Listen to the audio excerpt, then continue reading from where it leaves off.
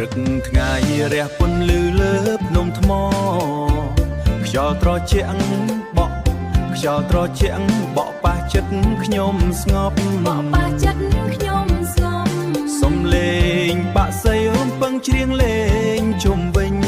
សំលេងបាក់សីរំពឹងច្រៀងលេងជុំវិញភូមិថ្មស្រស់ស្អាតដោយសុបិនខ្ញុំ mission ដោយសុបិនខ្ញុំ missionថ្មអើយស្រស់ស្អាតអស្ចារ្យថ្មរៀបជួរលេចធ្លោក្នុងពន្លឺថ្ងៃទឹកហូរតាមជ្រុងបេះដូងស្ងប់ស្រាលជីវិតសាមញ្ញជីវិតសាមញ្ញប៉ុន្តែពោពេញស្នេហា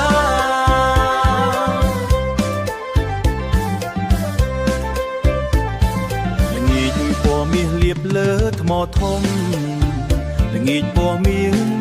លាបលើថ្មធំក្មេងរត់លេងសើ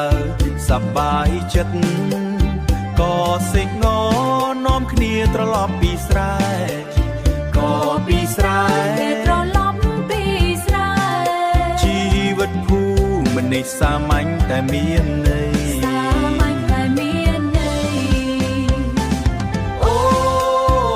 ថ្ម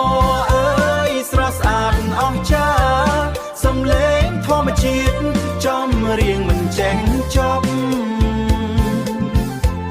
ចិត្តខ្ញុំភ្ជាប់នៅទីនេះមិនចា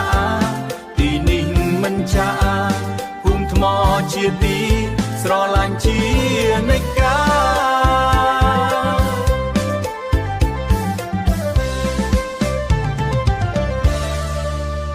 ខ្ញុំឆ្ងាយទៅដល់ទីណា